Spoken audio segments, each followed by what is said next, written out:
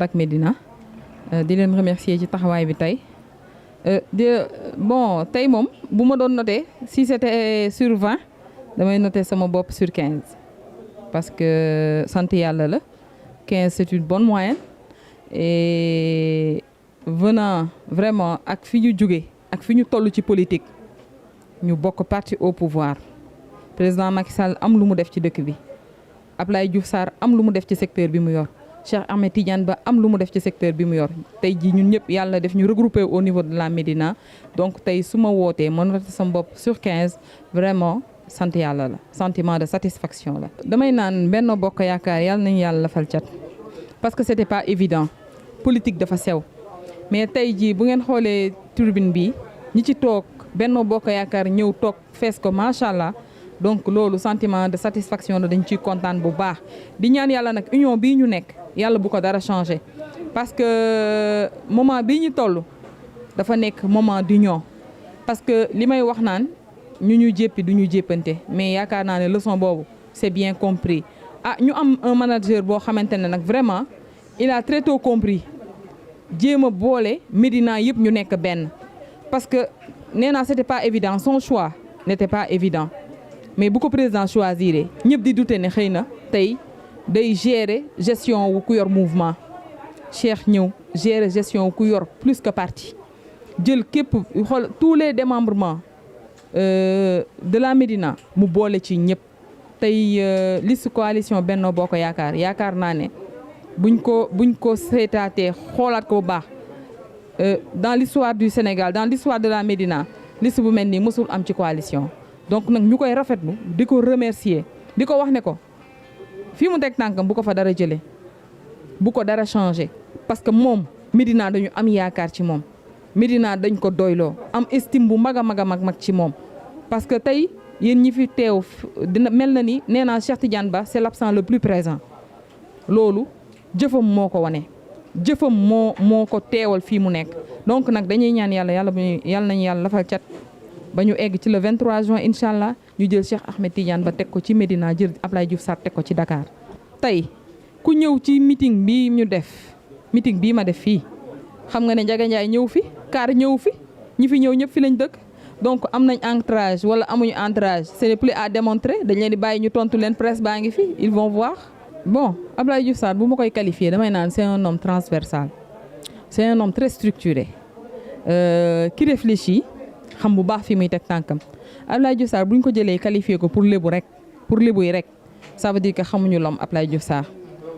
Abdoulaye Diouf Sarr a vécu à Kaolack pendant plus de 2 ans Abdoulaye Diouf Sarr tey jii mën naa ne échelonnement am yëpp collectivité territoriale quand on dit collectivité territoriale ça veut dire que tu es un homme transversal yaa ngi touché couche yëpp donc ba pare mu yoroon ministère des collectivités territoriales mu def bu am jéego bu am fayda. parce que tey jii découpage territorial ci loxoom la jaar donc loolu yëpp nekk loo xamante ne ay acquis la pour moom Abdoulaye Diouf Sarr nag wax ci moom yomb na parce que nee naa léegi xale yi doog a judd sax boo nee Covid Abdoulaye Diouf Sarr lañ ciy teg mu def ci marque ci nag marque indélébile def ci loo xamante ne c'était pas évident pour un financier un comptable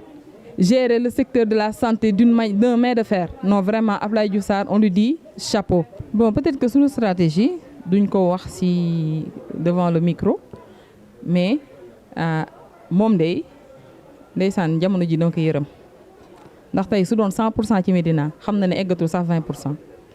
ndax Médina dañoo yeewoondoo te dañu toll ci foo xam ne naxaate amul xam nga ku taxaw di laaj un candidat pour la mairie di ko laaj un bilan ça veut dire que sa xel dem na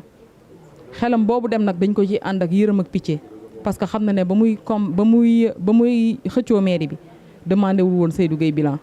donc bu toogee ba tey mu koy xëccu di laaj Cheikh Ahmed Tidiane bilan ça veut dire que son défaite est devant nous donc nag ma yaakaar ne xëy na man mën naa ko tontu waaye Cheikh dootu ko tontu Cheikh Ba moom sunu candidat ñu teg ko ni ñu ko tegee tey may un démembrement de Cheikh Ba def lii ma def fii Cheikh waratu koo tontu Cheikh xam na ne tey ji am na ay mbër yoo xam ne mën nañ defanteeg moom te ay loxoom du ko laal Cheikh nag ñoo ko tànn ñoo koy aar dinañ ko teg ca kaw moomu bu yeboo mu xam ne balaa moo laal Cheikh ci sunu kaw lay jaar te buñ ko waxee loolu war na koo gëm ndax fii lañ ko sampe woon tontu nag du forox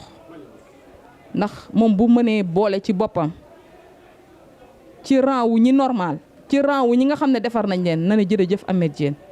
na ne jërëjëf Aram Diène ndax débéem fii la ñu fekk man nag du ma xaste mais dafa am wax yoo xamante ne boo ko waxee yaakaar ne benn nit nga koy ciblé laal nga ko ñëpp il nous a tous touché ñun ñëpp la laal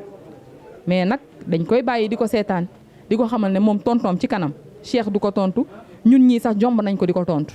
liñ koy tontoo le 23 janvier lay doon incha allah bu 18h jotee dina xam ne lépp lu mu doon wax rek bés boobu lay jeex lu mu doon jaay dina lamb. sama dernier mot lenn rek laay wax damay woo waa Médina di woo sama waa parti laay waxal ndax mbir mi nag président Macky Sall da koo tranché ba pare ndax ñun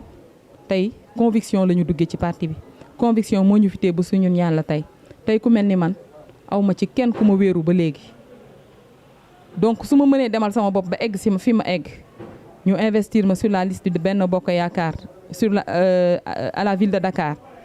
ma nekk ci à la 8e position ça veut dire que mon travail n'est pas resté en vain li may xamal nag mooy fii koo xeeb mu yàpp la nañu defante suñu bopp ay nawle nañu xam ne ay nawle lañ Aram Cissé boo ko yàqalee yàqaloo ko président Macky Sall ngay yàqal boo yàqalee Biége Diène yàqaloo ko président Macky Sall ngay yàqal wax ju bon ji wax ju ñaaw ji defante ci suuf yi jaru ko ñun benn adversaire la ñu am muy ki nekk ci mairie bi.